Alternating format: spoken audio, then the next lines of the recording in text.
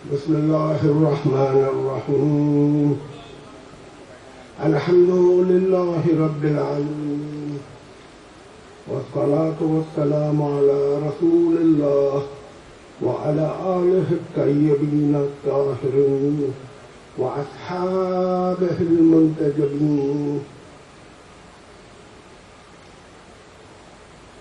یادگار حسینی کا شکریہ ادا کرتا ہوں کہ وہ ناچیز کو موقع دیا کچھ کہنے کا آپ لوگوں کے سامنے.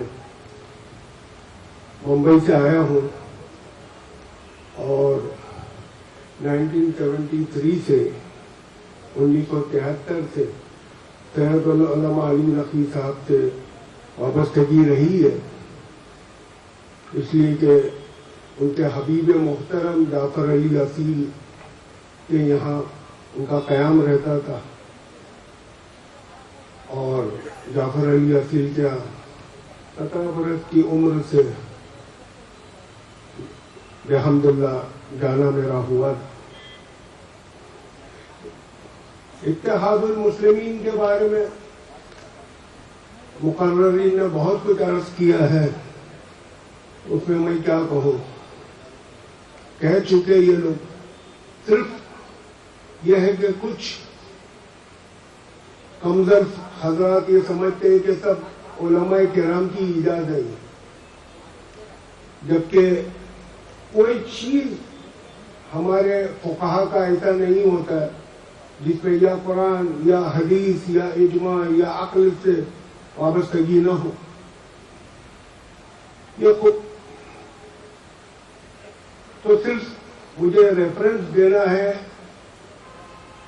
اتحاد المسلمین کے بارے میں. ائمہ طاہرین نے فرمایا بہت ہے. صرف نہج البلاغہ میں خطبہ نمبر 127 دیکھیے کیا کہہ رہے ہیں، سواد اعظم کے ساتھ ہو جاؤ، یعنی اتحاد کا. اور آگے بتا رہے کہ ڈویژن، اختلاف، انتشار، اس کے نقصانات کیا ہے اور کیا اس کا انجام ہوتا ہے. 127 خطبہ نہج البلاغہ. پھر مکتوب نمبر 78 میں جناب امام علی علیہ السلام فرماتے ہیں کہ مجھ سے بڑھ کر کوئی حریص نہیں ہے اتحاد امت محمد صلی اللہ علیہ وآلہ وسلم کے لیے. صحیفہ کاملہ دعا نمبر 27 امام دعا فرما رہے ان فوجیوں کے لیے جو مملکت اسلامی کے سرحدوں کی حفاظت فرما دی ان کے دور میں. یعنی اس لیے تو امام علی اور امام سجاد سے وارد ہوا اور ہر امام کے ساتھ. یہ معصومین کا ٹیچنگ ہے جو آج ہم نے ایران سے 1979 میں جب کامیابی ہوئی تو نعرے بلند ہوئے یا ایھا المسلمون اتحدوا اتحدوا. تو ہم نے کچھ لوگوں نے سمجھا یہ ان لوگوں نے نہیں، یہ ائمہ محمد و آل محمد علیہ السلام سے وارد ہے، جس کو یہ لوگ فالو کر رہے ہیں. اور تو ریفرنس نہج البلاغہ سے ہے، یہ کوئی مجال نہیں ہے کوئی انکار کر رہا. اور صحیفہ کاملہ نمبر 25 اسلام کی تعلیم اتحاد الانسانیہ پر بھی ہے. مالک اشتر کو جو مولا فرما رہے ہیں کہ تم ان لوگوں کی طرف دو قسم کے لوگوں کی طرف جا رہے ہو، ایک وہ جو دین میں تمہارے بھائی ہیں، اور دوسرے وہ ہے جو خلقت میں تم جیسے ہیں. اس کو کہتے ہیں اتحاد الانسانیہ کی تعلیم ہے. سید العلماء علی نقوی قال اللہ مقامہ، انہوں نے کتاب لکھی ہے قرآن کے بین الاقوامی ارشادات. صرف قرآن میں مجید سے اور اس کی تشریح و تفسیر سے پر کتاب ہے، اور یہ بتایا ہے کہ قرآن کے انٹرنیشنل تھیمز کیا ہے. بس یہ اتحاد المسلمین کے لیے اتنا بولنا میرا بس ہے کہ انسان باور کرے کہ ائمہ طاہرین کی تعلیمات، یہ علماء خود ساختہ کچھ نکالے نہیں ہے اس میں. اب میرے کچھ تجربات حضرت سید العلماء کے بارے میں ہے، ان کے علم کے بارے میں ناچیز حقیر کیا کہوں. کہاں سورج اور کہاں زمین بہت فرق ہے. لیکن 1973 سے ان سے واقفیت ہوئی. بمبئی آتے تھے سید العلماء، تو بمبئی میں مقیم ایک مشہور گھرانہ ہے ایرانیوں کا کہ فارسی میں ایک مجلس رکھتے تھے ان کے لیے. وہ پوری مجلس فارسی میں پڑھتے تھے. اور جب بمبئی آتے تھے حضرت علی نقوی علی اللہ مقامہ، تو برادران اہل سنہ بھیونڈی والے آتے تھے سیرت النبی پڑھنے کی التجا کرنے کے. بھیونڈی آ کے ایک بات فرمائیے بابت سیرت النبی، یہ ان کا مقام تھا غیروں کے یہاں. 1973 سے ان کو بالکل قریب تھے، اس لیے کہ اصیل صاحب جعفر علی اصیل صاحب کے یہاں ان کا قیام رہتا تھا اور میں جاتا تھا جب میری عمر 17 برس کی تھی. لیکن ایسے ساتھ ملے لوگوں کا جانکاری ہو تو میچورٹی دھیرے دھیرے آئی جاتی ہے. ان کی ایک کرامت آج بیان کرنا ہے جو غالباً ان کے بیٹے کو بھی نہیں بتایا ہوگا. یہ ایسی کرامت ہے، جعفر علی اصیل صاحب بمبئی میں مقیم ایک کھوجا بزنس مین تھے، خدا رحمت کرے انتقال ہو گیا 1999 میں، جن کو رد وہابیہ میں سید العلماء نے حبیب محترم کہا ہے. اور ہم جانتے ہیں کہ وہ سلمان علی نقی تھے اور بے تکلف تھے یہ لوگ ایک دوسرے کے ساتھ میں. بہرحال مولانا کی کرامت کے بارے میں ایک جعفر علی اصیل صاحب خود مجھ سے نقل فرمایا. اور دو بیٹے ان کو ہیں الحمدللہ آج بھی بمبئی میں. ان کے چھوٹے بیٹے کا واقعہ ہے یہ 1977-78 کے آس پاس کا. اس کے فنگرز میں ہاتھ انگلیوں میں پس ہو جایا کرتا تھا، پیٹ جس کو کہتے ہیں، اور ڈاکٹر نے کہا تھا کہ آپریشن کرنا ہوگا. ان دنوں سید العلماء بمبئی میں ہی تھے اور انہوں نے نماز صبح میں جب جعفر علی اصیل صاحب اور سید العلماء یہ لوگ بیدار ہوئے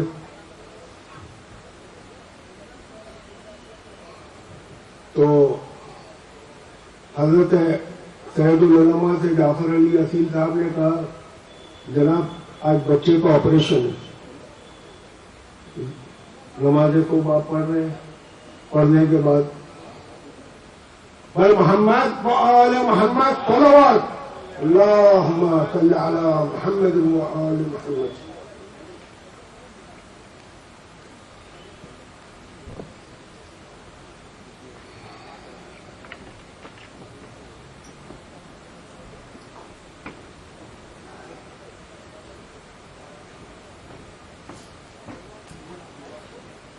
جعفر علی اصیل صاحب کے بیٹے کا واقعہ ہے 1977-78.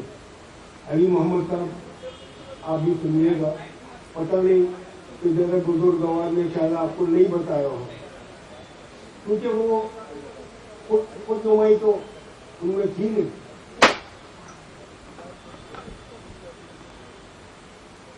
جعفر علی اصیل صاحب نے جب مولانا نماز صبح کے لیے تیار ہوئے گھر میں تو کہا کہ جناب نماز کے بعد انیس کے لیے دعا کیجیے گا. ان کے بیٹے کا نام انیس ہے, آج بھی ہے. جب وہ 7-8 برس کی عمر تھی تو کہا کہ انیس کے لیے آپ دعا کیجیے گا کہ آپریشن کامیاب ہو جائے. سید العلماء نے کہا انشاءاللہ, یقیناً. اور ظاہر سید العلماء نے دعا کی. اب صبح تقریباً 8-9 بجے آپریشن کا ٹائم تھا. انیس کو, ان کے بیٹے کو, دوسرے نمبر کا بیٹا, آج بھی ممبئی میں ہے یہ لوگ, ہاسپٹل لے کے گئے. ہاسپٹل لے کے گئے تو ڈاکٹر چیک اپ کیا اور کہا بھائی کیا کیا آپ نے؟ تو کہا کہ کیا ہو گیا؟ کیا کیا وہ بتائیے آپ نے. یہ کچھ گھنٹوں میں یہ بچے کو آپریشن کی ضرورت نہیں ہے.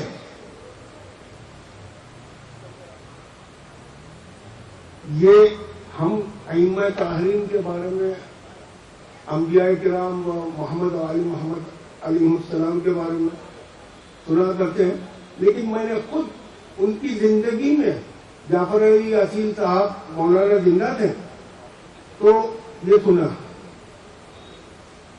اور ڈاکٹر نے یہ پوچھا کہ کیا کیا آپ نے, آخر یہ بتائیے کہ یہ کل رات کو ہم نے کہا آپریشن ہونے والا ہے اور آج کل کچھ نہیں. اب یہاں لکھنؤ آنے کے پہلے مجھے کچھ یاد آیا. میں نے فون کیا اور پوچھا کہ یہ 7-8 برس کی عمر میں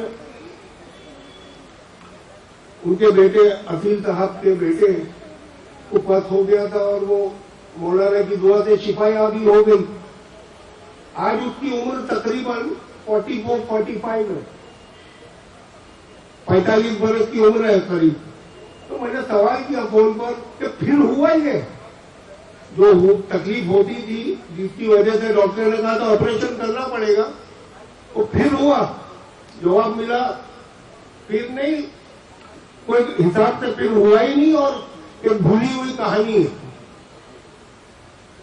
یہ حضرت سید العلماء کی شخصیت شاید اپنے فرزند واحد کو بھی نہیں بتایا ہوگا.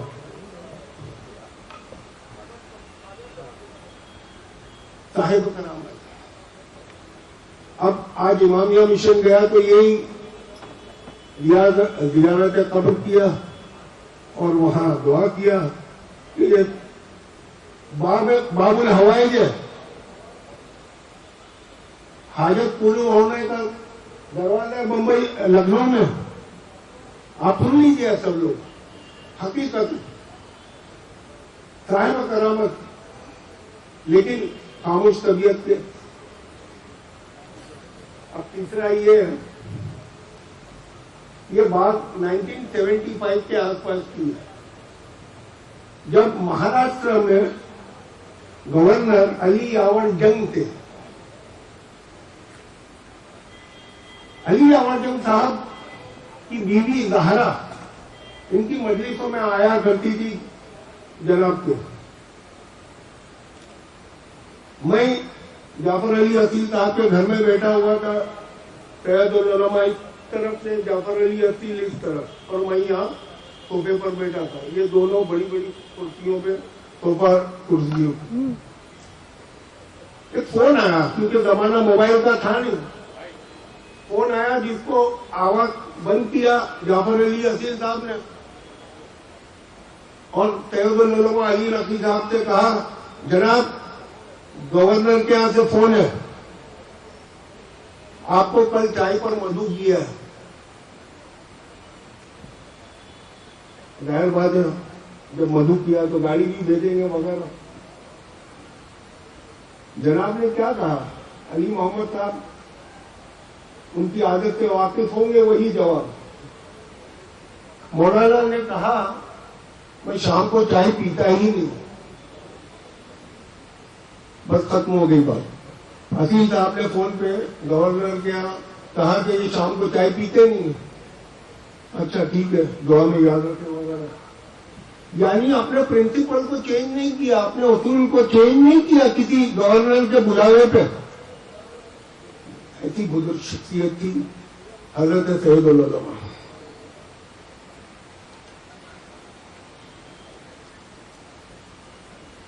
رد وہابیہ.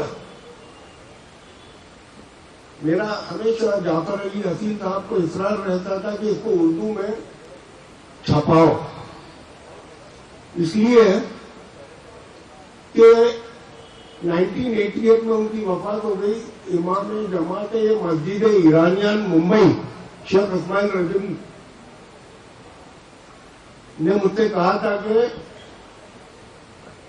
صرف ایک فضیلت علی نقی صاحب کے لیے کافی ہے، اور وہ یہ کہ طالب علم تھے، یہ اسٹوڈنٹ تھے، ان کی عمر 28-30 بھی نہیں ہوئی تھی اور عراق پڑھنے گئے تھے، اور انہوں نے عربی میں کشف النقاب عن عقائد ابن عبد الوہاب لکھا. اسی کا میں چاہ رہا تھا ترجمہ اردو میں ہو جائے. تو یہ ہمیشہ جعفر علی حسین کہتے تھے کہ میرے پاس کشف الاحتیاط ہے، مجھے ضرورت نہیں ہے. میں بولا آپ کے لیے کون کہتا ہے، یہ تو عوام کے لیے میں کہ آپ سے درخواست کر رہا. بہرحال وہ وقت بھی آیا کہ جب وہ راضی ہو گئے، مجھ سے کہا جاؤ شیخ اسماعیل سے عربی میں کاپیاں لے کر آؤ. اور جناب جب ایران میں تھے اور ان کو بھیجا گیا عربی کا، اردو میں چھپنے کے بعد اظہار تشکر میں حقیر کا بھی نام لیا انہوں نے کہ میرا. اب رد وہابیہ اردو میں جب آئی تو میں نے جعفر علی حسین صاحب سے پوچھا جناب آپ تو اس کا ترجمہ کرنے دیر لگا رہے تھے، لیکن کتاب سے یہ معلوم پڑا کہ دنیا شیعت میں پہلی کتاب جو زبان عربی میں لکھی گئی بابت ابن عبد الوہاب، یہ ایک ہندی عالم نے عربی میں لکھی ہے، سید علی نقی نے. آپ سن لیجیے، پہلی کتاب جو عربی میں بابت ابن عبد الوہاب لکھی گئی عربی میں، وہ سید علی نقی علی اللہ مقامہ انہوں نے لکھی ہے. اور دوسری کسی عالم نے لکھی بابت ابن عبد الوہاب، وہ محسن امین عاملی تھے صاحب کشف الاحتیاط. بلکہ انہوں نے کشف الاحتیاط میں کچھ صفحات ان کی کشف النقاب سے لیا تھا اور اس میں مینشن کیا انہوں نے کشف الاحتیاط میں کہ کچھ صفحات. تو یہ جناب اسٹوڈنٹ تھے اور بزرگ علماء موجود تھے عراق میں. ان کی موجودگی میں جب انہوں نے عربی میں لکھنا شروع کیا تو بڑے بڑے علماء ان کے پاس آنے لگے احترام کہ ان کی نگاہ میں تو بچہ ہی، ہمارے ہندوستان کی زبان میں تو بچہ ہی کہا جائے گا 25 برس کے نوجوان کو. تو علماء بہت ان کی وہ کرتے تھے. اور کشف النقاب تب ترجمہ ابن جو رد وہابیہ ترجمہ نہیں، ایک الگ کتاب ہے اسی ٹاپک پر. ان کی زندگی کی پہلی مہم کتاب کشف النقاب اور آخری کتاب رد وہابیہ. اب بات اس شخص کی ہے جب دنیا سے ذرا پوچھ کر گئے. شب عید الفطر، شب عید الفطر جو ہے مفاتیح الجنان میں اعمال شب عید الفطر آپ کھولیے، آپ کو پہلا جملہ ملے گا کہ وہ شب ہے یہ جو شب قدر سے کمتر نہیں ہے. یعنی جناب علی کا انتقال بھی اس شب میں ہوا جس شب سے بڑھ کر اسلام میں کوئی شب نہیں تھے کہ شب قدر تھے، بالکل ہم پلہ. اور ایک عام مومن کے بارے میں تو تعلیم ہے محمد و آل محمد علیہ السلام کی کہ مومن جب بھی انتقال کرتا ہے، شہید انتقال کرتا ہے، شہید مرتا ہے اور صدیق مرتا ہے، یہ تو عام مومن کے لیے جو مومن ہے، یہ تو سید العلماء تھے جن کو یہ علماء عراق بڑی عزت کی نگاہوں سے دیکھا کرتے تھے، اور بڑے بڑے علماء تھے، جبکہ یہ جوان تھے، 27-28 برس کے تھے. یہ تو 27 برس کی عمر میں تو ان کو اجازت مل گیا اجتہاد کا، 55 نقاب تو اس کے بھی پہلے کیے. تو یہی بات ہے کہ صاحب کرامت ہے، صاحب ان کی قبر جو ہے، میں 5 بار، یہ 5ویں بار لکھنؤ آیا ہوں اور 5 مرتبہ ان کے ہی متعلق میں آیا ہوں. پہلی بار ان سے ملاقات کو، دوسری بار بھی ان کی قبر کی زیارت، جو جب سید حسن جو ان کے داماد تھے، خدا رحمتش کو نے، ان کے ہاتھ میں ان کی چابیاں تھی. بعد میں پھر یہ 5ویں بار ہے. اور ان کی قبر جو ہے وہ، میں یہی کہوں گا کہ سید نور اللہ شستری کے روضہ مبارک اور قبر مبارک سے کمتر نہیں ہے قبولیت دعا کے متعلق، بابت قبولیت دعا. تو جناب کے انتقال کے بعد ٹوٹ گئے جعفر علی اصیل، بالکل ایک الگ ان کی کیفیت ہو گئی تھی، یعنی اداس رہتے تھے. بہرحال جناب ان کے علم کے متعلق میں نے کچھ، حالانکہ ان کے علم کے متعلق کچھ کہنا چاہوں تو اور مجھے کم سے کم آدھا پونا کرنا چاہیے. تذکرہ حفاظ شیعہ، مذہب باب و وہاں یہ سب پڑھی ہوئی کتابیں، جہاں ان کی کتابیں ملتی تھی میں وہاں پہنچ جاتا تھا نوجوانی میں لینے کے، اویلیبل نہیں تھی، پرانے لوگوں کے پاس تھی. شہید انسانیت تو معروف ہوئی، ورنہ ان کی ہر کتاب وہ غیر معروف نہیں ہے. بہرحال جناب اہل لکھنؤ یاد رکھیں، اور کہ یہ وہ قبر مقدس ہے آپ کے شہر میں کہ جہاں آپ جا کے پروردگار سے دعا کریں گے، انشاءاللہ مستجاب ہوگی. یہ وہ شخصیت گزری ہے جس کے بارے میں جعفر علی اصیل صاحب کے، تو میں نے صرف ایک بار، جعفر علی اصیل صاحب ایک زبردست جانکار آدمی تھے اور مناظر بھی تھے، مباحثہ کرتے تھے وغیرہ وغیرہ. میں نے ان سے یوں ہی کہا، اور یہ میرا شاید آخری جملہ، میں نے ان سے کہا حضور آپ کو دیکھ کے یوں اندازہ ہوتا ہے مجھے کہ سید العلماء اور آپ کے بیچ 15-20 کا فرق ہوگا علم کا. تو ان کے چہرے پہ ناراضگی ظاہر ہوئی اور مجھ سے کہا علی نقی صاحب جعفر علی اصیل کو 50 برس پڑھا سکتے ہیں، آپ ان سے میرا تقابل کر رہے. تو بہرحال خدا اس اہل لکھنؤ کو توفیق دے کہ اس بزرگ شخصیت جس کی قبر آپ کے یہاں موجود ہے، ان کی اس لیے کہ مفاتیح الجنان اور ہماری دوسری کتابوں میں علماء صالحین تو علماء تو ان کی قبروں کی زیارت کو مثل زیارت معصومین بتایا گیا ہے. مفاتیح الجنان میں جناب امام ہفتم سے بھی ہے زیارت اہل قبور کے سلسلے میں. تو یہی پر میں ختم کروں گا کہ ڈاکٹر علی محمد صاحب اپنے باپ کے نقش قدم پر چلتے ہوئے، خوشی کی بات ہے کہ ڈین آف شیعہ تھیولوجی ہوئے، جس کے پہلے قلب عابد صاحب بھی خاندانی اجتہاد نے 1969 میں اتحاد المسلمین کا نعرہ دیا، عملاً کر کے بتایا.